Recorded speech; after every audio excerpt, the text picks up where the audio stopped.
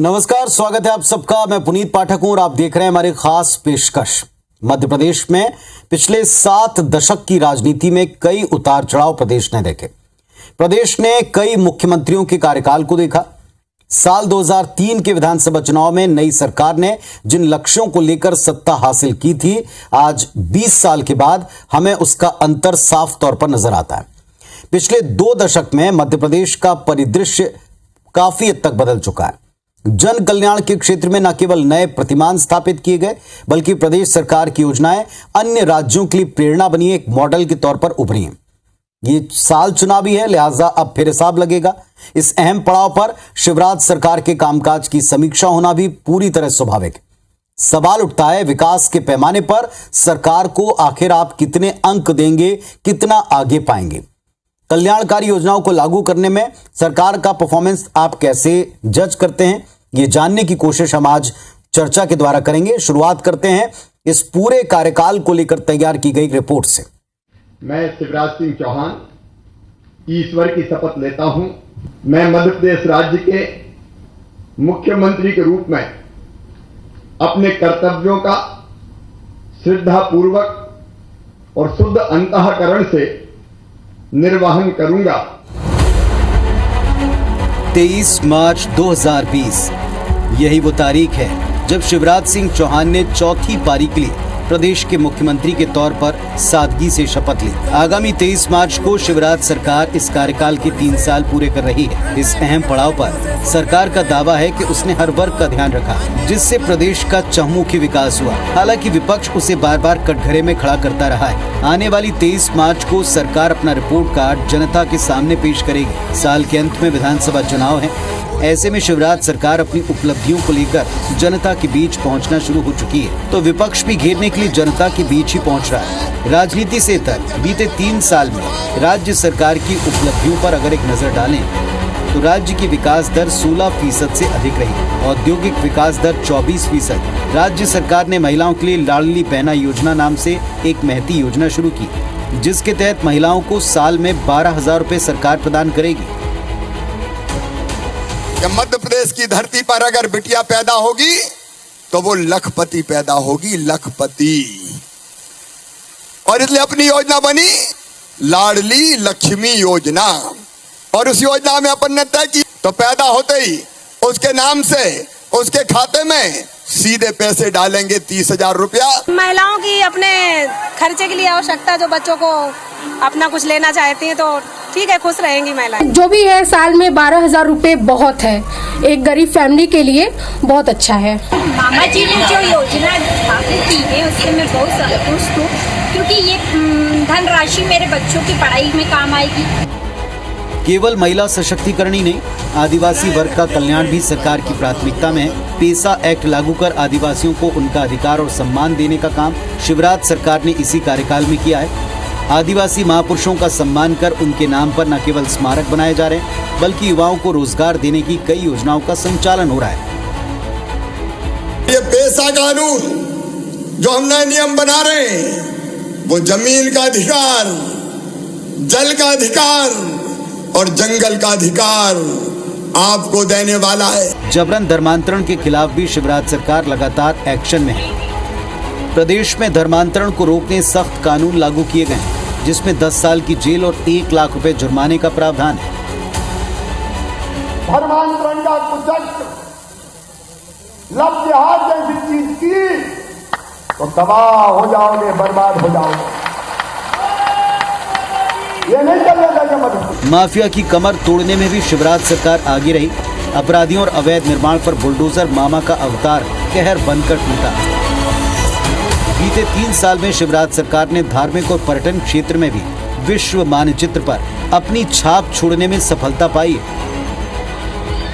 प्रवासी भारतीय सम्मेलन, ग्लोबल इन्वेस्टर समिट और 70 साल बाद चीतों की प्रदेश में वापसी का प्रोजेक्ट मध्य प्रदेश को पर्यटन के नक्शे पर एक नए केंद्र के तौर पर उभार रहा है।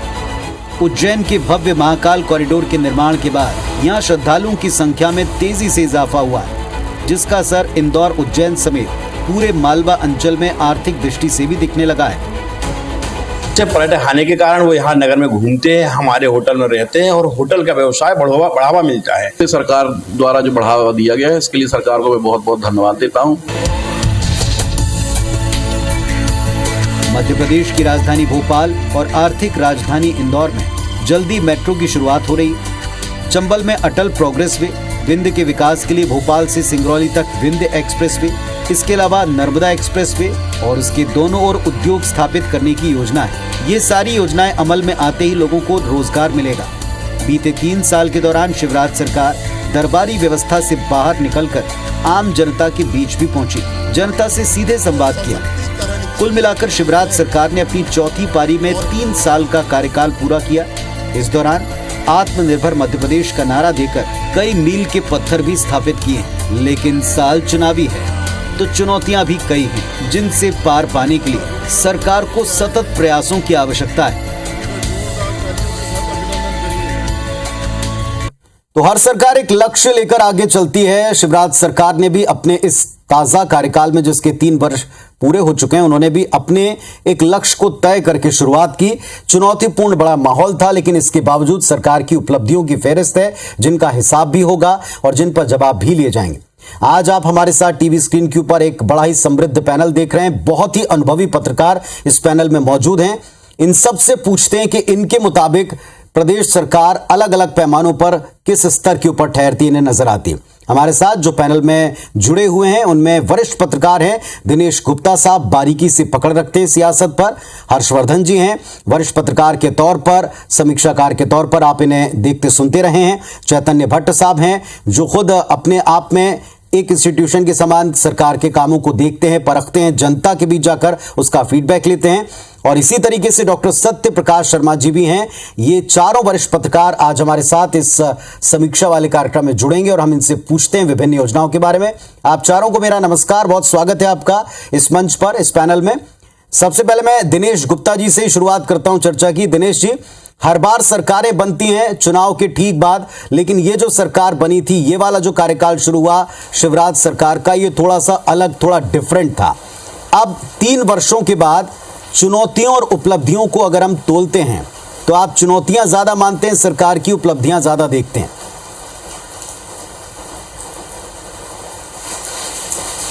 देखिए, चुनौतियां तो सरकार में हमेशा रहती हैं पुनीत जी। ऐसा नहीं है कि कोई भी सरकार बड़ी आसानी से चलाई जा सके। हर दिन नई चुनौती सरकार में होती है। कभी आपको वित्तीय स्तर पर होती है, कभी कानून व्यवस्था की स्थिति में होती है, कभी हम देखते हैं कि कोई राजनीतिक जो है कोई संकट खड़ा हो जाता है। बहुत सारी चीजें होती हैं। और मध्य प्रदेश में तो आप देखिए ना कि जो है जिस तरह से नगरीय निकाय, पंचायत चुनाव, बहुत सारी श्रृंखला रहती है, चुनाव की भी रहती है, जिसको एक पॉलिटिकल प्रोसेस है। तो जो भी मुख्यमंत्री है उसके लिए बहुत सारे टास्क होते हैं जो चुनौतीपूर्ण होते हैं। लेकिन शिवराज जी का जो ये कार्यकाल है, इस कार्यकाल को हम बाकी का जो इसके पहले के जो कार्यकाल रहा उससे बिल्कुल अलग नहीं कर सकते, क्योंकि उसका जो अनुभव था वो कहीं ना कहीं ये जो 3 साल के काम में उनको दिखाई दिया। जहां उन्हें लगा था कि पिछले कार्यकाल में कोई उनसे चूक हो गई थी कहीं प्रशासनिक स्तर पर, राजनीतिक स्तर पर, तो उन्होंने काफी हद तक उसको करेक्ट करने की कोशिश की। आप देखिए ना कि जिस तेजी में अचानक जिस तरह से नगरीय निकाय और पंचायत के चुनाव हुए और उसके बावजूद जो बहुमत हासिल हुआ, जिस तरह से उन्होंने अपना मैनेजमेंट किया, वो बड़ा है। और जो फाइनेंशियल क्राइसिस था, सबसे महत्वपूर्ण चीज थी जो 15 महीने की सरकार में हमने कमलनाथ जी के साथ देखा था कि वो फाइनेंशियल क्राइसिस की बात ज्यादा करते थे। उस क्राइसिस के बावजूद उन्होंने उस सरकार को चलाया और जो चीजें थी, आवश्यक चीजें थी, उनको किया और साथ साथ जो डेवलपमेंट वर्क था उसका भी विस्तार किया। हर्षवर्धन जी हमारे साथ में। हर्षवर्धन जी, हम देखते हैं कि शिवराज जी का वैसे भी पब्लिक कनेक्ट काफी स्ट्रांग होता है, वो लोगों से बहुत ही स्ट्रांगली कनेक्ट होते हैं। और अभी पिछले कुछ दिनों से हम भी भांप रहे हैं, आप भी उनको देख रहे होंगे कि अब की बार जब वो पब्लिक कनेक्ट करते हैं, स्पेशली यूथ के किसी कार्यक्रम में जाते हैं, महिलाओं के किसी कार्यक्रम में जाते हैं, किसी योजना को लेकर, फीडबैक का असर उनकी योजनाओं पर दिखता है और जनता के बीच में वो खुलकर सीधे चलते फिरते साक्षात संवाद करते हैं। इसके पीछे भी वही अनुभव है जो जैसा दिनेश जी जिक्र कर रहे हैं? बिल्कुल आप सही कह रहे हैं। शिवराज सिंह चौहान का जो 2.0 वर्जन हम देख रहे हैं इस बार, ये उनका बदला हुआ रूप है।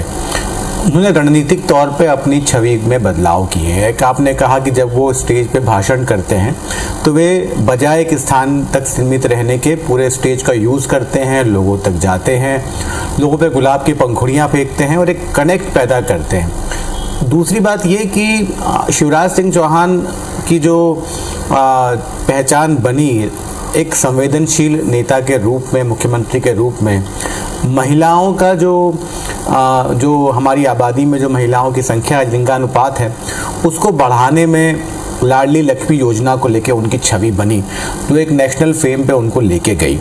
लेकिन इसके साथ ही उन्होंने अपनी छवि में रणनीतिक तौर पे जो एंटी माफिया कैंपेन चलाया और जो माफिया के खिलाफ वो लगातार बड़े बयान देते रहते हैं उसमें उन्होंने ऐड किया।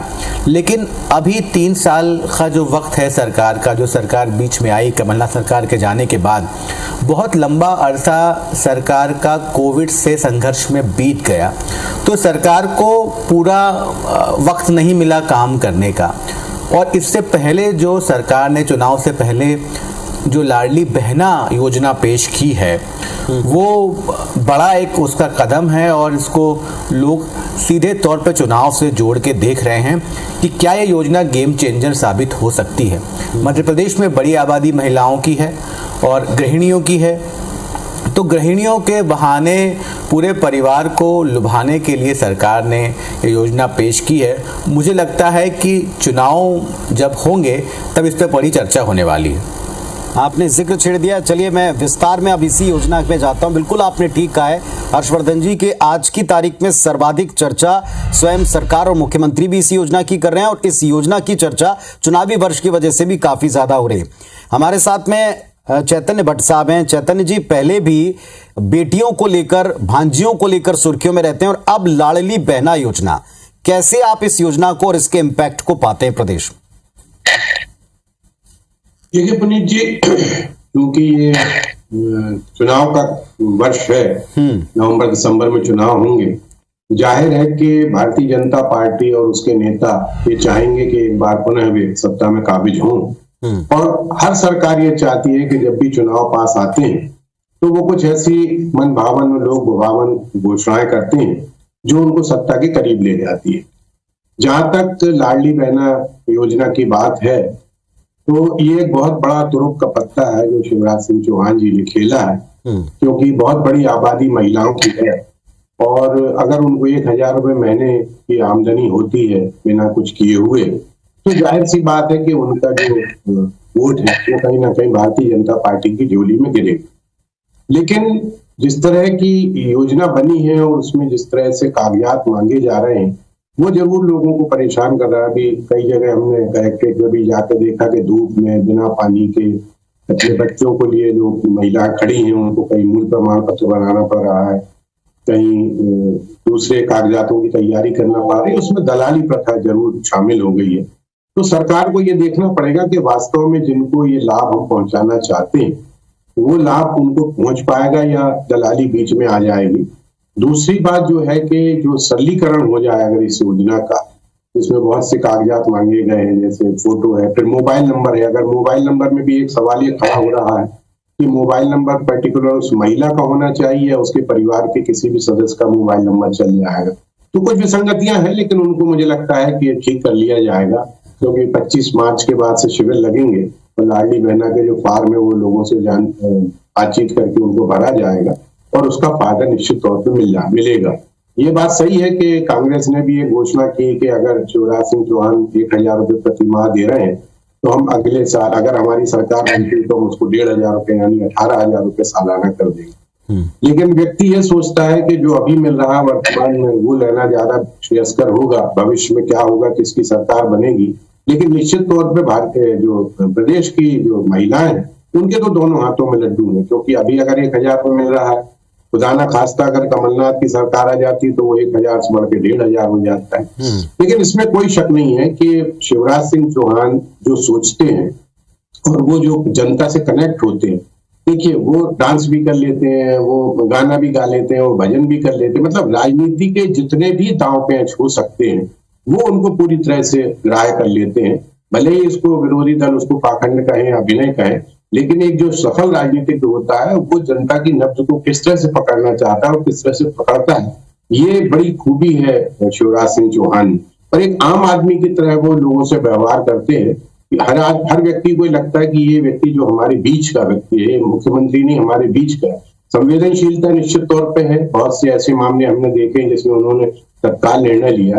लेकिन एक कमजोरी मैं जरूर शिवराज सिंह चौहान की मानता हूँ, वो है अफसरशाही। अफसरशाही बहुत जबरदस्त रूप से मध्य प्रदेश में व्याप्त है और यद्यपि बहुत से लोगों को मंच पे उन्होंने सस्पेंड भी किया है, उन पे कार्यवाही भी की है, लेकिन बड़े अधिकारियों पे उनका अंकुश नहीं चल पाता है।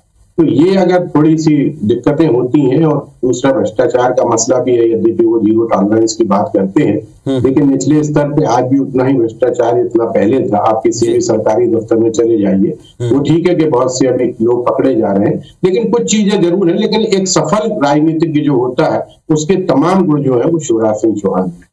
ठीक है, और शायद इसीलिए पब्लिक कनेक्ट के साथ साथ वो लोगों के बीच जाकर उसका फीडबैक भी लेते हैं, जो आज की तारीख में बड़ा जरूरी है।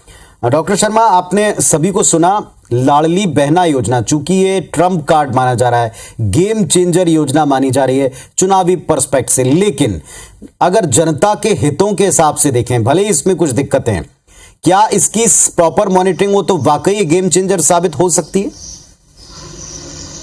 देखिए, बिल्कुल आपका सवाल मुझे कुछ हद तक ठीक जगता है।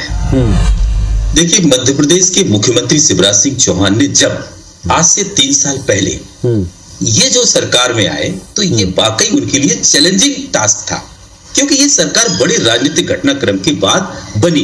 तो इसके बाद उनकी जो स्टाइल थी, उस स्टाइल को साथ में लेकर जनता के बीच में वही ट्रस्ट डेवलप करना एक बड़ा चैलेंज उनके सामने था, और बायफोर्स में उन्होंने वो चीज करके भी दिखाई।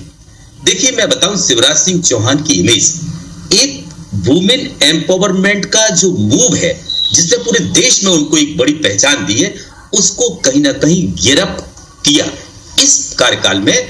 और वो स्ट्रेंथनिंग के लिए ये योजना एक बड़ा मास्टर स्ट्रोक खेला उन्होंने, क्योंकि इसमें लगभग 1,07,00,000 लाडली लक्ष्मी यानी कि लाडली बहनाएं, जिनको उन्होंने कहा महिलाएं जो वोटर्स है, क्योंकि 2.60 से ज्यादा महिलाएं हैं देश के, जो रिसेंट लिस्ट आई है मध्य प्रदेश की, उसमें अगर इस पे कवर होती है तो वो 1,07,00,000 के लगभग होती है। तो इन तक रीच आउट के लिए उन्होंने बड़ा प्रोग्राम ये बनाया है और ये उनका मास्टर स्ट्रोक माना जा सकता है। लेकिन देखिए, मैं कहूं इसके साथ साथ उनके सामने बहुत सारे चैलेंजेस थे। एक तो रोजगार, यानी कि उन्होंने, देखिए आप देख रहे हैं 23 तारीख को कोई बड़ी स्कीम लॉन्च करने वाले हैं, यूथ पॉलिसी, जो कभी राजीव गांधी के समय में एक सपना हुआ करता था कि यूथ पॉलिसी आनी चाहिए इस देश के अंदर, वो कहीं ना कहीं आज शिवराज सिंह चौहान इस देश के राज्य में लेने वाले हैं। वो 23 तारीख को वो आएगी। उसमें आप देखें यूथ को कवर किया, क्योंकि मध्य प्रदेश की पॉपुलेशन, इनके देश की पॉपुलेशन यूथ पॉपुलेशन मानी जाती है पूरी दुनिया में, तो यूथ को कवर, महिलाओं में उनकी इमेज, आपको याद है 2018 में भले ही भारतीय जनता पार्टी की सीट्स कम आई, वोट शेयर ज्यादा था, लेकिन उसमें एक महत्वपूर्ण चीज थी कि महिलाओं का अगर वोट का एनालिसिस किया जाए तो महिला वोट उनको पिछले चुनाव से भी ज्यादा मिला था, और साथ ही कांग्रेस से कई गुना ज्यादा मिला था। पुरुष और महिलाओं के वोट का अगर एनालिसिस करें तो महिलाओं का वोट मध्य प्रदेश में भाजपा को ज्यादा, वो कहीं ना कहीं उनकी महिला सशक्तिकरण की नीतियों का एक बड़ा कारण था, और उसी को ध्यान में रखते कहीं ना कहीं ये माना जा रहा है कि इस स्टेप को उन्होंने लिया है। लेकिन मैं एक चीज फिर कह रहा हूं कि शिवराज सिंह चौहान एक एक्सपीरियंस मुख्यमंत्री हैं। सेंट्रल लीडरशिप के सामने उन्होंने उस हालात में जब ये तय नहीं हो पा रहा था कि ऐसे राजनीतिक घटनाक्रम के बाद प्रदेश में किसको बागडोर सौंपी जाए, तो वो एक ऐसे व्यक्ति सामने आए जो उन हालातों से प्रदेश को आगे लेकर भारतीय जनता पार्टी की जो इमेज कांग्रेस ने उस समय गिराने का प्रयास किया कि सरकार को खरीद कर, आपने देखा होगा पहले शिवराज सिंह चौहान का जो स्टाइल था वो अटल बिहारी वाजपेयी की बीजेपी दिखती थी, उसमें उनके स्पीच में सॉफ्टनेस थी। वो सॉफ्टनेस बनाते हुए उन्होंने कहीं ना कहीं ब्यूरोक्रेट्स पर आक्रामक रुख अपनाया। इस लाइन में आपने देखा होगा प्रदेश के इतिहास में पहली बार किसी पब्लिक मीटिंग में कलेक्टर को सस्पेंड किया, ये एक बड़ा मैसेज उन्होंने दिया था निमाड़ी कलेक्टर को। इसके बाद आप देखते हैं कि यूथ के लिए उन्होंने, देखिए जो इन्वेस्टर समिट है वो एक बड़ी उन्होंने स्टेप लाया, और इसमें इतने सारे लगभग 29 लाख युवाओं को रोजगार देने का प्लान है। तो उन्होंने यूथ पॉलिसी, इन्वेस्टर समिट, इसके माध्यम से दूसरा महिलाओं, जहां उनकी पकड़ मजबूत मानी जाती है, उन सबको कवर करते हुए कहीं ना कहीं लॉ एंड ऑर्डर पर कंट्रोल करते हुए एसटी, जिसने कहीं ना कहीं बड़ा झटका मध्य प्रदेश की भाजपा को 2018 में दिया था, 47 से 16 पर रह गए थे, कहीं ना कहीं उनको आगे लाने के लिए उन्होंने बड़े प्रोग्राम्स लॉन्च किए और वो कहीं ना कहीं सफल होते दिख रहे हैं। जैसे कि बाईपोल्स हुए हों, जो निमाड़ में बाईपोल हुआ उसमें एसटी की सीट कांग्रेस से भारतीय जनता पार्टी ने छीनी थी। चलिए, तो आप सब ये बात मानते हैं कि एक तरह से अनुभव का फायदा और बदली हुई परिस्थितियों में चैलेंजिंग हालात में जो सरकार मिली थी चलाने के लिए, उसके मुखिया के नाते उन्होंने इन 3 वर्षों में शुरुआत भी बड़ी सदी हुई की, और जैसे अब हम चुनाव के नजदीक जाएंगे तो वैसे पार्टी का भी अपना एक एजेंडा है और साथ में सरकार का अपना एक धर्म है। इन दोनों को निभाने की जिम्मेदारी जिन कांधों पर है। कुछ उनकी बड़ी फ्लैगशिप योजनाएं, जिनमें से एक लाडली बहना योजना के बारे में हम चर्चा कर रहे हैं, कुछ और आदिवासी कल्याण से जुड़ी चर्चा हम करेंगे। पर्यटन के साथ साथ कुछ ऐसे स्टेप्स इस सरकार ने इस कार्यकाल में लिए हैं जिनकी चर्चा लंबे वक्त तक, सालों तक होगी, जैसे महाकाल का कॉरिडोर हो या कूनों में चीतों की वापसी हो। इन पर भी जिक्र करेंगे, आप सबसे राय पूछेंगे। अब हम आते हैं छवि के मेकओवर वाले पार्ट के ऊपर, और खास तौर से जो पिछली बार जो कुछ खामियां गिनाई जाती थी उस पर काम करने को लेकर। दिनेश जी, हमने शुरुआत की थी उनके अंदाज की पब्लिक एड्रेस को लेकर, लेकिन जैसा आपने स्वयं ने कहा कि प्रशासन को लेकर के पहले अटल जी वाली सरकार का एक रवैया दिखता था, लेकिन अब एक बड़े कुशल और एक सख्त राजनेता भी दिखते हैं। मॉर्निंग मीटिंग्स आप देख लें, और बाद में जो लड़कियों पर, बहनों पर अत्याचार करे, वहां पर बुलडोजर चलाने को लेकर, ये जो बुलडोजर की एंट्री हुई है और बुलडोजर मामा वाली सरकार का जो छवि है, इसको आप कैसे देखते हैं?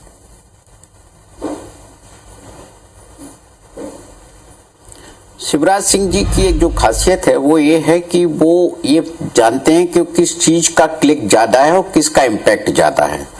वो सही समय पर सही चीज को पकड़ते हैं और अपने प्रशासन पर जो है काम चालू कर देते हैं। आप देखिए कि हम जब इस शक्ति की बात कर रहे हैं उनके चौथे कार्यकाल में, जब आप पहला कार्यकाल देखेंगे, जब वो पहली बार मुख्यमंत्री बने थे 2005 में, तो चीफ सेक्रेटरी उन्होंने हटाया था, और वो भी एक जो है करप्शन के मामले को लेकर उन्होंने विजय सिंह जैसे सख्त चीफ सेक्रेटरी को हटाया था, जिससे उनकी आगे की राह बहुत आसान हुई थी।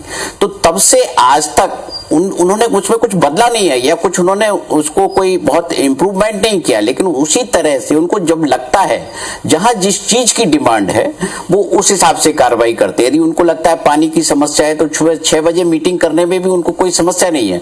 वो उनको मालूम है कि मुख्यमंत्री 24/7 का मुख्यमंत्री है।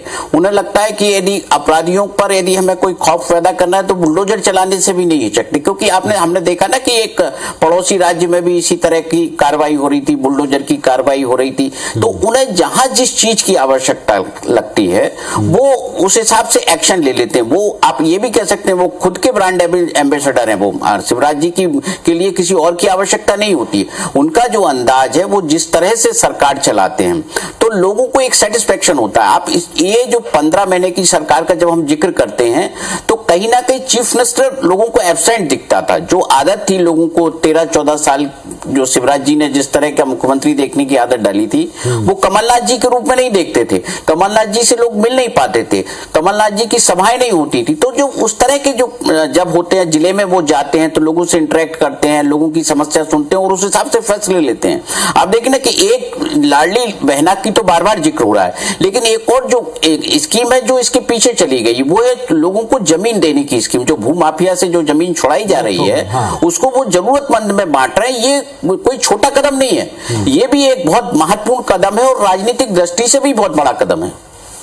बिल्कुल, आप ठीक रहे। हर्षवर्धन जी, इंदौर में, मालवा में खास तौर के ऊपर जब पिछली सरकारों ने कुछ तोड़फोड़ की थी और माफिया से जमीन को मुक्त कराया था तो लोगों को लगा था कि यार ये इस तरीके का स्टेप जो है, सख्ती वाला प्रशासन जो है ये होना चाहिए। कुछ लोग इसे मिसिंग मानते थे, लेकिन अब की बार ये जो बुलडोजर वाला इमेज पकड़ा है और जिस तरीके से ताबड़तोड़ हफ्ते भर में, महीने भर के भीतर ये जो कार्रवाई होती है, 2 तरफा एक्शन हो रहा है। एक तो आपकी जमीन मुक्त हो रही है, दूसरा जरूरतमंद को मिल रहा है, तीसरा एक इंपैक्ट जा रहा है कि गलत किया तो बख्शे नहीं जाएंगे। इसको आप कैसे देखते हैं? इसका इंपैक्ट होगा और दूर तक और देर तक रहेगा?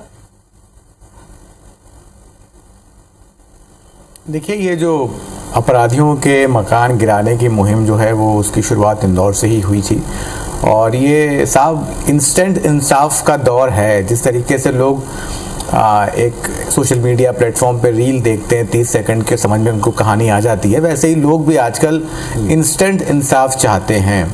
तो पब्लिक की नब्ज़ को सरकार भी जानती है, और जिस किस्म से हमारे पड़ोसी, जैसा गुप्ता साहब ने जिक्र किया, उत्तर प्रदेश में बुलडोज़र की एक छवि है सरकार से जुड़ी हुई कि लोग खराब काम करेंगे तो उनका घर गिरा दिया जाएगा, वो कहीं ना कहीं वो चीज़ मध्य प्रदेश में भी आई। और कमलनाथ के वक्त भी जब कमलनाथ ने माफिया पे प्रहार किया था तो जनता में उसकी अच्छी वाइब्स गई थी।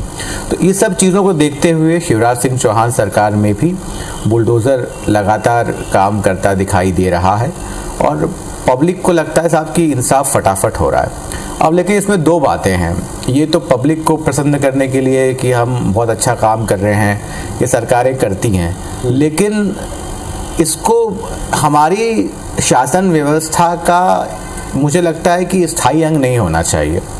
अगर आपको लगता है कि साहब आपने गलत मकान बनाया, तो अव्वल तो सवाल ये उठता है कि जब वो मकान बनाया गया तब आपका स्थानीय प्रशासन क्या कर रहा था, आपका नगर निगम, आपकी नगर पालिका, आपकी ग्राम पंचायत उस वक्त क्या कर रही थी।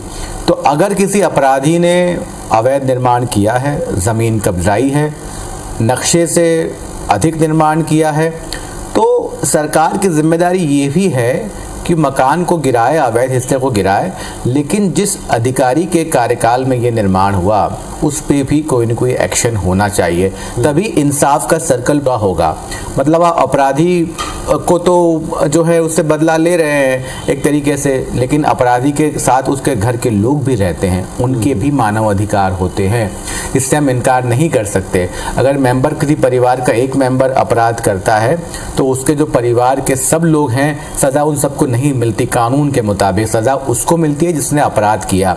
तो जहाँ तक ये माफिया अभियान और जो बुलडोज़र वाली बात है, जो ख़राब लोग काम करें ज़रूर कार्रवाई हो, अवैध निर्माण हटाए जाएं, लेकिन उन अफसरों पे भी कार्रवाई हो जिनके कार्यकाल में निर्माण किए गए थे। चैतन्य भट्ट साहब, इस सरकार के कार्यकाल को थोड़ा सा हम टफ निर्णयों के लिए भी देखते हैं। जो पिछली छवि थी कि एक सॉफ्ट हैं और सबके बीच में पॉपुलर हैं, जनप्रिय हैं, लोकप्रिय हैं, लेकिन अब की बार हमने देखा कि कुछ कड़े निर्णय भी लिए गए। इसमें कुछ पड़ोसी राज्यों की सरकारों की छवि, उनके मुखियाओं की छवि, वो भी, उसका भी असर दिखाई पड़ा। एक हम बुलडोजर का जिक्र कर चुके हैं। दूसरा ये भी कि 24 तक आते आते धर्मांतरण, धर्म एक बड़ा मुद्दा रहने वाला, ये भी स्पष्ट अब दिखने लगा है। हिंदू राष्ट्र जैसी मांगे भी इसमें दिखने लगी। धर्मांतरण को लेकर सरकार ने कुछ बोल्ड स्टेप उठाए, एक कानून बनाया, इसको रोकने को लेकर कई सारे घटनाक्रम घटे, और इनके आसपास आप सरकार के इस कदम को, कोई धर्मांतरण बिल्कुल बर्दाश्त नहीं होगा, इसमें सरकार की छवि और एक्शन को कैसे देखते हैं? देखिए, बहुत सी चीजों के लिए कहा जाता है कि बर्दाश्त नहीं होगा, लेकिन वो लगातार चलती रहती है। कानून तो हर चीज के लिए, दहेज के लिए भी कानून है, बाल अपराधों के लिए भी कानून है। कानून तो बनते हैं, लेकिन उसमें इतने लैकुना होते हैं कि उसका फायदा उठाने वाले लोग हैं उसका फायदा उठाते हैं। धर्मांतरण के लिए निश्चित तौर पे कहा जाता है कि ईसाई मिशनरी जो है वो धन का प्रलोभन देती हैं और धर्मांतरण करती हैं, और उनको रोकने के लिए हर सरकार अपनी तरफ से प्रयास करती है। विशेषकर अभी तो भारतीय जनता पार्टी की सरकार है जो हिंदुत्व को सबसे ज्यादा आगे लेके चलती है। तो जाहिर सी बात है कि वो धर्मांतरण के मामले में निश्चित तौर पे अपना जो प्रोजेक्ट है या जो भी अपना कदम है वो कड़ाई से बरतना चाहती है, और उसके लिए उन्होंने कानून भी बनाए। लेकिन उस कानून का कितना असर होगा, जो गरीब लोग होते हैं, जो सुदूर गांवों में रहते हैं, उनको किस तरह से प्रलोभन देके ईसाइयत की तरफ प्रचारित किया जाता है, ईसाइयों की तरफ तो उसमें आकर्षित कर लिया जाता है, ये भी देखने वाली बात। और ये जिम्मेदारी होती है स्थानीय प्रशासन की और स्थानीय प्रशासन की। तो ये देखना बहुत जरूरी होगा कि कानून बन गया, लेकिन कानून का अमल कितना हो रहा है और उसका फायदा कितना मिल रहा है। विशेषकर आदिवासियों के लिए कहा जाता है कि उनको बहुत जल्द धर्म परिवर्तन के लिए प्रेरित कर दिया जाता है, तो ये देखना जरूरी होगा। दूसरा, जो एक बुलडोजर वाली बात अभी हर्षवर्धन ने कही, मैं भी उससे बहुत पूरी तरह से सहमत हूँ कि देखिए, अपराध जिसने किया है उसको निश्चित तौर पर सजा मिलनी चाहिए, और उसके लिए हमारे संविधान में अदालतें हैं, कानून है। अगर किसी व्यक्ति ने अपराध किया है तो उसकी सजा उसके परिवार वाले को नहीं दी जाना चाहिए। अगर किसी मकान को गिराया जाता है, उसका अवैध हिस्सा गिराया जाता है, तो उसके साथ साथ उन लोगों पर निश्चित तौर पे कार्यवाही होना चाहिए जिनकी देख रेख में और जिनने पैसा लेके उसको अब वैध करने की मौन स्वीकृति दी थी। लेकिन मुझे लगता है कि आज तक किसी भी मामले में 50 ऐसे मामले हैं जिसमें अवैध निर्माण कहा के कहकर बुलडोजर चलाया गया है, लेकिन उनसे आज तक एक नॉट ए सिंगल पर्सन जिसको सजा मिली हो। तो ये भी देखना हमें जरूरी है कि जिन लोगों ने अपराध किया उन पर ठीक है आप कार्रवाई कीजिए, वहां बाबा का बुलडोजर चल रहा है, यहाँ मामा का बुलडोजर चल रहा है, लेकिन जो इसके लिए जिम्मेदार होते हैं उन पे कार्रवाई क्यों नहीं होती, ये सबसे बड़ा एक सवाल है और इस पे निश्चित रूप से कार्रवाई होना चाहिए। तो ये बहुत सी चीजें हैं जो शिवराज सिंह चौहान जी के सामने है। निश्चित तौर पर अभी 2023 का चुनाव है, उसके बाद 2024 का चुनाव है, तो दोनों चीजों को देखते हुए वो जिस तरह का भी राजनीतिक अपना विश्लेषण खुद भी करते हैं और उस पर कदम भी उठाते हैं, तो ये बात तो सही है कि भारतीय जनता पार्टी के सामने आज की तारीख में शिवराज सिंह जैसा कोई लोकप्रिय चेहरा दूसरा नहीं है। और ये भारतीय जनता पार्टी की मजबूरी भी हो सकती है कि वो जैसा कि बीच बीच में चर्चाएं भी चलती हैं कि शिवराज सिंह जी को हटाया जा रहा है, लेकिन मुझे लगता नहीं कि उनके मुकाबले में कोई दूसरा नेता, बहुत से नेता हैं प्रदेश में, लेकिन वो अपने अपने क्षेत्र में सीमित एक क्षत्रप है जिनका पूरे प्रदेश में कोई बहुत जनाधार है। लेकिन पिछले कई वर्षों से मुख्यमंत्री पद पर रहते हुए शिवराज सिंह जी ने जो अपना एक ऑरा बनाया है, एक आभा मंडल तैयार किया है, निश्चित तौर पर उसका फायदा भारतीय जनता पार्टी को भी मिलता है और उनको भी मिलता है, क्योंकि वो बहुत निचले स्तर के राजनीतिक परिवेश से आए संघ के कार्यकर्ता थे, छोटे छोटे काम करते थे। कई लोग तो बताते हैं दरी पत्ता बिछाते थे, वो रात भर कार्यालय में भी सोते थे। तो वहां से जब बढ़ के व्यक्ति आता है मुख्यमंत्री जैसे प्रमुख पद पे, तो वो जानता है कि हमको किस तरह से लोगों के बीच में जाना है और वही फायदा उनको निश्चित तौर पे दिला रहेगा।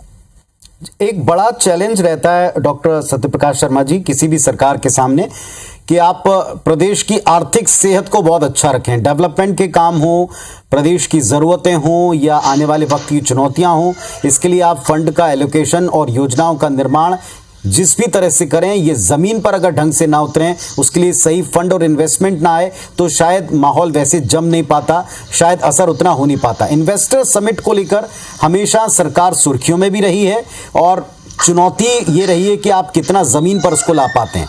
इस बार भी सरकार ने कुछ ऐसे प्रयास किए इन्वेस्टर समिट्स के द्वारा, आप इन प्रयासों को कैसे देखते हैं? ये सही डायरेक्शन में जा रहे हैं? देखिए, अच्छा, बहुत अच्छा प्रश्न पूछा है। देखिए, अभी तक ये जो लास्ट एडिशन था वो 7th एडिशन था, जो इंदौर में भी हाल ही में हुआ है। इस एडिशन में एक विशेष चीज देखी, सीएम शिवराज का रोल एज अ सीईओ दिखा। और मैंने कई चैनल्स पर ये डिबेट में भी बोला है कि मध्य प्रदेश में अगर इन्वेस्टमेंट आना है तो जो अफसरशाही है, जिस ढर्रे में चलती है, उसमें बदलाव लाना पड़ेंगे, क्योंकि घोषणाएं तो बहुत सारी हो जाती हैं, लेकिन इन्वेस्टर्स को अपना सेटअप करने में एक बड़ी मुश्किलों का सामना करना पड़ता है। इसी का परिणाम है कि आप देख रहे हैं कि मध्य प्रदेश में किसी को भी इंडस्ट्री लाने के लिए केवल और केवल एक क्राइटेरिया को पार करना है कि वो लीगल लैंड हो, इंडस्ट्रियल एरिया में हो, बस वो ले ले, उसको किसी भी प्रकार की कोई परमिशन लेने की आवश्यकता नहीं है। इसने कहीं ना कहीं शिवराज सिंह जी की जो इस सोच को, क्योंकि देखिए बिगर आप देखिए इकोनॉमी आने के 2-3 रास्ते मुख्य रूप से होते हैं, या तो इंडस्ट्रियलाइजेशन हो, ट्रेडिंग बड़ा हो, या फिर एग्रीकल्चर में बहुत बड़ा काम हुआ हो। और ये तीनों सेक्टर पे कहीं ना कहीं पैरेलली शिवराज सिंह चौहान काम कर रहे हैं। और ये पहला इन्वेस्टर समिट है, क्योंकि ये देखिए आप उस समय का है जब कमलनाथ जी के समय में क्राइसिस फाइनेंस की रहती थी। उस क्राइसिस को लेते हुए शिवराज सिंह ने अपने पिछले ये 3 साल में कभी ये पब्लिक में डोमेन में ये चीज नहीं जाने दी कि मध्य प्रदेश कहीं कोई क्राइसिस पैसे की झेल रही है जिसके कारण स्कीम्स ना आ पाई। देखिए, अभी आपने एक बहुत अच्छी बात कही थी, मैं आपको बताऊं, बुलडोजर की जो बात कही थी, या आपने फ्रीडम ऑफ रिलीजन एक्ट 2021 की बात की थी, मध्य प्रदेश ने वो लागू किया। उसके पीछे देखिए पड़ोसी राज्य का भी आपने जिक्र किया, पड़ोसी राज्य ने केवल 2 चीज पर अपने हिंदुत्व के एजेंडो, जो भारतीय जनता पार्टी का मूल एजेंडा है, क्योंकि वह उसकी जो आइडियोलॉजिकल आउटफिट है आरएसएस, उसका एजेंडा है और उसको वो आगे ले जाके चल रहा है। तो आपने देखा यूपी में इस चीज में आगे बढ़ा, उसी के तहत बिल्डोजर चला। देखिए, बिल्डोजर से इफेक्टेड आदमी 1000 हो सकते हैं, 2000 हो सकते हैं, लेकिन उससे रिलीफ कितने लोगों को मिलता है? 8 करोड़ की पब्लिक में अगर 2000 लोग को डैमेज किया है, लेकिन उससे रिलीफ कितने सारे लोगों को मिला? एक स्टेप ये, और इसमें हिंदुत्व का भी एजेंडा है। दूसरा स्टेप उन्होंने, जो आपने देखा होगा कि पड़ोसी राज्य से उन्होंने एक चीज और लेके आए हैं कि बुलडोजर के साथ साथ जो धर्म की बात आपने कही, जो मध्य प्रदेश सबसे बड़ा, छत्तीसगढ़ और मध्य प्रदेश दो ऐसे राज्य हैं जहां जो धर्म चेंज है, कन्वर्जन है, उसके केसेस ज्यादा आते हैं और वो केसों को रोकने के लिए कहीं ना कहीं ये धर्म स्वातंत्र अधिनियम एक बड़ा स्टेप मध्य प्रदेश सरकार ने अपनी पार्टी की आइडियोलॉजी या मध्य प्रदेश में, देखिए ये तो सत्य बात है कि हर किसी को अपने धर्म को मानने का या उस पर अनावश्यक दबाव, किसी भी प्रलोभन, लालच या दूसरी चीजों के कारण दे जाकर धर्म परिवर्तन कराना एक कानूनी जुर्म, उसकी धार्मिक स्वतंत्रता पर बड़ा अटैक है और इस पर कहीं ना कहीं उन्होंने एक बड़ा स्टेप लिया। साथ ही आपने देखा वो टेररिस्ट एक्टिविटीज जो मध्य प्रदेश, कहीं ना कहीं मध्य प्रदेश का मालवा और निमाड़ रीजन इसके लिए बड़ी चीज माने जाते हैं, जहां कई आपने देखा घटनाएं हुई, उन पर कंट्रोल किया। साथ ही सिमी पर भी अटैक करते हुए इन पर कंट्रोल करने में कहीं ना कहीं मध्य प्रदेश सरकार ने बड़ी ताकत इस पीरियड में विशेष रूप से देखा। ये एक बड़ा चैलेंज उनके सामने और था। आमतौर पर 2005 में बनने के बाद 2008, 2013 में वो एक छत्र राज्य सीएम थे, लेकिन जब इस बड़े घटनाक्रम में वो सीएम पद पर आए तो उनके सामने उनकी पार्टी के लोग ही एक बड़ा चैलेंज थे। देखिए आपने उन 3 साल में कितने नाम आए, मैं आज टेलीविजन चैनल पर उन सबके नामों का जिक्र नहीं करूंगा जानबूझकर, लेकिन उन चैलेंजेस को विद इन द पार्टी उन्होंने कैसे सॉल्व करते चले गए और आज जो भी चर्चा हुई थी कि अब जा रहे उस चीज पर बिल्कुल विराम लगा दिया उन्होंने। ये ऐसा मुझे प्रतीत होता है, ये कहीं ना कहीं उनके राजनीतिक चातुर्य, उनके राजनीतिक स्किल या उनकी पब्लिक में जो पॉपुलरिटी है वो उसका एक बड़ा कारण। आपने देखा उनका अंदाज क्यों बदला है, आपने देखा ये अंदाज उनका कभी नहीं था, लेकिन अब कनेक्शन के साथ वो दोनों चीजें एक साथ लेके चल रहे हैं। अगर एक बुलडोजर चलाते हैं, सख्त होते हैं तो सॉफ्ट भी होते हैं, यानी पब्लिक कनेक्ट करने का उनका स्टाइल केवल और केवल आपने इस पीरियड में देखा, इसके पहले कभी नहीं देखा। तो आज शिवराज सिंह चौहान का जो स्टेप दिखता है मुझे वो कहीं ना कहीं बैलेंस करते हुए और मतलब 2020 के साल के अंत में पहले के सारे तजुर्बे और मौजूदा सारी चुनौतियों का आप उनके कार्यों में समावेश देखते हैं। ब्रेक पर जाऊं उसके पहले एक छोटा सा कमेंट मैं हर्षवर्धन जी से चाहता हूं। हर्षवर्धन जी, इंदौर एक ऐसा जगह बन चुकी है जिसको हम अपने प्रदेश को जब शोकेस करते हैं तो सबसे आगे रखते हैं, दिखाते हैं। इन्वेस्टर समिट जो पिछली हुई है इंदौर में या भोपाल में और अब की बार जो है, इसमें आप कोई बेसिक फर्क पाते हैं? जैसा अभी शर्मा जी भी कह रहे थे कि पिछले सीईओ वाले लुक से हमको आगे आकर उसके चैलेंजेस पर काम करना पड़ेगा, क्या आप इसको उस दिशा में आगे बढ़ता हुआ पाते हैं? देखिए, इस बार जो इन्वेस्टर समिट हुई थी जो पिछले कुछ महीने पहले ही हुई थी, उसमें सरकार का जोर इस बात पे था कि औद्योगिक तंत्र को, औद्योगिक व्यवस्था को और उद्योगों को कम से कम सरकारी शिकंजे जो है उस पे होना चाहिए। बहुत सारी जो परमिशन थी वो डीम्ड परमिशन ख़ास तौर पे दे दी गई, एक यूनिटी बनाई गई ख़ास तौर पे स्टार्टअप को लेके कि जिस दिन आप उद्योग शुरू करेंगे, स्टार्टअप शुरू करेंगे, उसी दिन से सरकार मान लेगी कि आपको ये परमिशन मिल चुकी है। ये कि बड़ा स्टार्टअप को लेके बड़ा कदम था। और अब मुझे लगता है कि मध्य प्रदेश जीएसटी आने के बाद, चूँकि बहुत लोकेशन सेंट्रल है, हमारी बीचों बीच है, देश का दिल हम कहलाते हैं, तो बहुत सारे लॉजिस्टिक्स और जो दूसरे उद्योग हैं ट्रांसपोर्ट के, उनको आकर्षित कर चुका है। तो अब मध्य प्रदेश वो मध्य प्रदेश नहीं है जो पहले कभी हुआ करता था, अब हम उससे काफ़ी आगे निकल चुके हैं। लेकिन फिर भी चूँकि हम एक लैंडलॉक्ड स्टेट हैं, यानी कि चारों ओर से भूमि से घिरे हुए हैं, हमारे पास अपना कोई पोर्ट नहीं है, समुद्र तट नहीं है, जो कि हमारे पड़ोसी महाराष्ट्र और गुजरात के पास है। तो औद्योगिकरण के मामले में महाराष्ट्र, गुजरात आज भी मध्य प्रदेश से बहुत आगे हैं। इसको मानने से किसी को इनकार नहीं कर सकता इस बात से। लेकिन निवेश को लेकर सरकार ने प्रयास किए हैं, लेकिन फिर भी मुझे लगता है कि काफ़ी कुछ गुंजाइश बाकी है। क्योंकि जिस तरीके से महाराष्ट्र और गुजरात में बड़े बड़े कारखाने हैं, तमिलनाडु में बड़े बड़े कारखाने हैं, वैसे कारखाने, उस स्तर के कारखाने मध्य प्रदेश में नहीं हैं। तो सरकार को काम करना होगा। दूसरी बात ये भी है पुनीत जी कि कोविड के बाद आप माने न माने इकॉनमी में एक ठहराव तो आया है। आज निवेश के लिए भी लोग 10 बार सोचते हैं। तो नीतियाँ बहुत लोक लुभावन है। मुझे लगता है जैसे ही इकॉनमी रिकवर करेगी देश की और दुनिया की, उसका फ़ायदा मध्य प्रदेश को मिलेगा। चलिए यहाँ पर हम एक छोटा सा ब्रेक लेते हैं और ब्रेक पर जाने से पहले प्रदेश के किसानों की समृद्धि के लिए सरकार जो लगातार काम करे, इस पर भी हमने कुछ लोगों से बातचीत की है, फीडबैक लिया उनका, वो भी आपको सुनवाते हैं। पर्याप्त लाभ मिल रहा है हमें शासन की योजनाओं का, जैसे कि किसान सम्मान निधि और खेतों में कूप निर्माण भी पंचायत द्वारा किए जाते हैं। हाँ, हो रहा है, जैसे सम्मान निधि का लाभ हो रहा है और कटिया मशीन ली है अभी, वो भी मिली कृषि विभाग से। सरकार की योजनाएं अच्छी हैं, रेट अच्छे हैं, इस चक्कर में सब सही चल रहा है। मोदी जी की अलग सम्मान निधि हम लोगों को आज मिल रही, पहले क्या मिलता था, और उसके बाद शिवराज मामा अलग, बीमा अलग, फसल बीमा अलग, सब मिलता है। दिनेश गुप्ता जी, इस सरकार में महाकाल लोक अस्तित्व में आया, वैभवशाली स्वरूप में आया, कूनो एक तरह से पूरे एशिया में एक नए केंद्र के तौर पर उभरा, जिस अंदाज में लाया गया, जिस अंदाज में दोनों जगह प्रधानमंत्री जी आए, लोगों ने इसे भी भले ही चुनाव से और चुनावी तैयारी से जोड़कर देखा। आप इसे प्रदेश की तरक्की के लिहाज से इन दो कदमों को कैसे पाते हैं? देखिए, जितनी भी हम अभी इसके पहले बात कर रहे थे इन्वेस्टर्स के बारे में, इन्वेस्टर समिट्स के बारे में, लेकिन मुझे लगता है कि ये जो दो चीजें हैं, एक तो कूनो वाला या महाकाल वाले है, जो शिवपुरी में जिस तरह से टाइगर अभी शिफ्ट किए हैं, वो विषय हो, क्योंकि जो ये लोकल इकोनॉमी बदलने में बहुत इंपॉर्टेंट होते हैं, इस तरह के जो घटनाक्रम होते हैं या जिस तरह का डेवलपमेंट होता है। आप देखिए कि जो महाकाल लोक की स्थापना है, आप उज्जैन जाइए तो आपको ऐसा लगेगा वहां हजारों लोग हर दिन आ रहे हैं। वहां जिस तरह से व्यापार व्यवसाय बढ़ा है, वहां हर ऑटो वाले से लेकर आप देखिए होटल लॉज सारे फुल चल रहे हैं, वहां लोग आ रहे हैं एकदम। वहां जो है महाकाल मंदिर की तो इनकम बढ़ी ही, लेकिन उज्जैन शहर की इनकम बहुत बढ़ी, आसपास के इलाके में बढ़ी, तो इसका जो लाभ मिला वो बहुत महत्वपूर्ण है। इसी तरह से आप जब कूनो में जब एक्टिविटी चालू होगी या शिवपुरी में जब एक्टिविटी चालू होगी, तो आप देखिए वहां भी चेंज आएगा।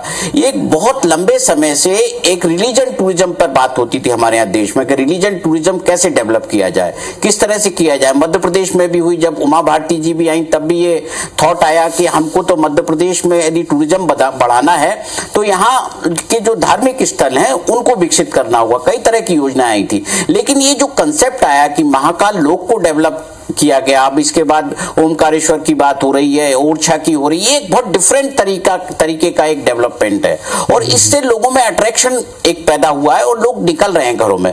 तो ये लोगों की आर्थिक स्थिति के हिसाब से, क्षेत्र की आर्थिक स्थिति के हिसाब से बहुत महत्वपूर्ण है, जो मुझे लगता है कि एक उद्योग लगाने से जो आपको लाभ नहीं मिलता, उससे ज्यादा लाभ वहां के स्थानीय लोगों को इस तरह की परियोजना से मिल रहा है। बिल्कुल ठीक आप कह रहे हैं। वरिष्ठ पत्रकार चैतन्य भट्ट साहब हैं। चैतन्य जी, आदिवासी, जैसे हमने महिला वर्ग की बड़ी बात की, वैसे आदिवासी वर्ग को भी कोई सरकार भूल नहीं सकती, जिस तरीके से ये पूरा वर्ग अपनी तादाद के साथ मौजूद है। इस वर्ग के लिए इस 3 साल में सरकार के कामों को आप कहां पाते हैं?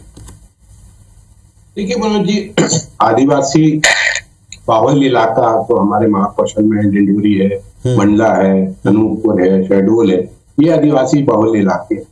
लेकिन मुझे लगता है कि आदिवासियों की स्थिति में वो सुधार नहीं आ पाया जिसकी कल्पना आदिवासी समाज करता है।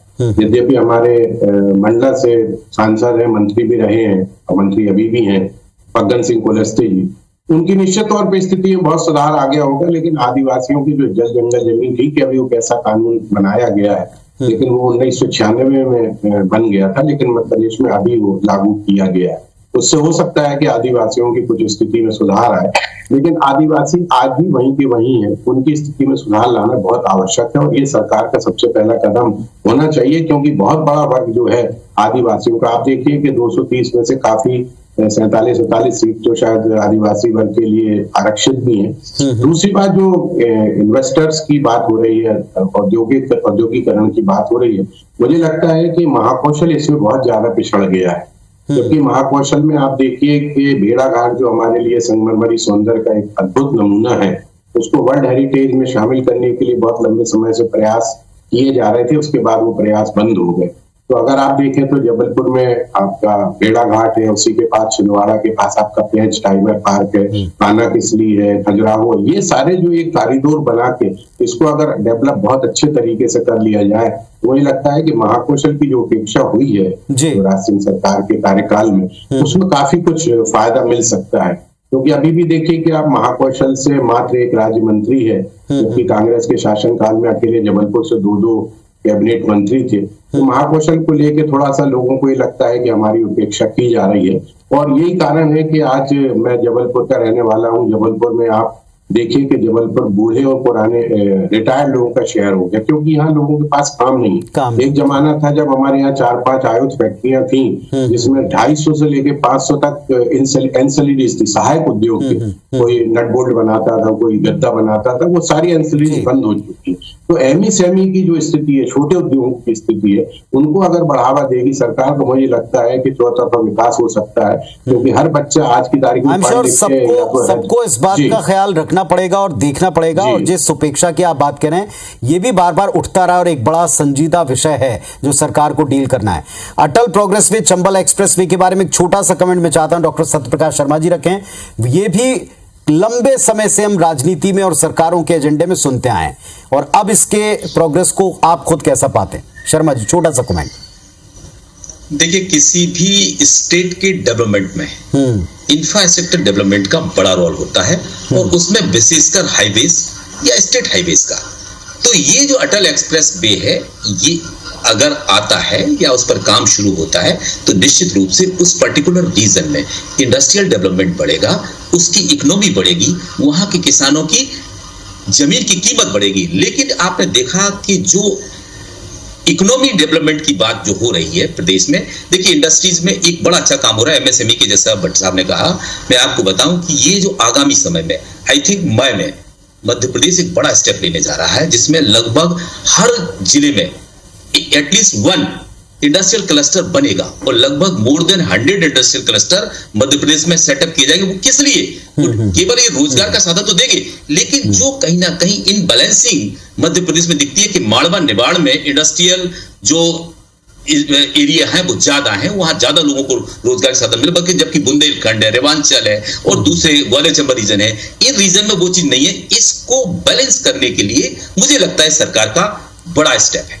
चलिए, आप सबने जो कहा है, मैं फिर ये उम्मीद जाहिर करूंगा कि 3 वर्षों के इस उत्कर्ष को लोगों ने देखा भी है, महसूस भी किया है, और लोग इसके साक्षी भी हैं। इस दौर में इस बदलती राजनीति के परिदृश्य के साथ साथ बदलते हुए प्रदेश को भी लोग देख और महसूस कर रहे हैं। लेकिन कुछ इलाके, कुछ सेक्टर्स अभी भी मांग कर रहे हैं, या ज्यादा अटेंशन चाहते हैं, या पुरानी घोषणाओं के या नई घोषणाओं के अमल की अभी भी बाट तक रहे हैं। और हमें उम्मीद है कि इस कार्यक्रम और इस मंच पर कई बातों का सरकार जरूर संज्ञान भी ले रही है, ध्यान भी देगी और आगे जरूर बढ़ाएगी प्रदेश को इन सेक्टर्स में भी। आप सबका बड़ा शुक्रिया इस चर्चा में आने के लिए, अपना कीमती वक्त देने के लिए। धन्यवाद, नमस्कार।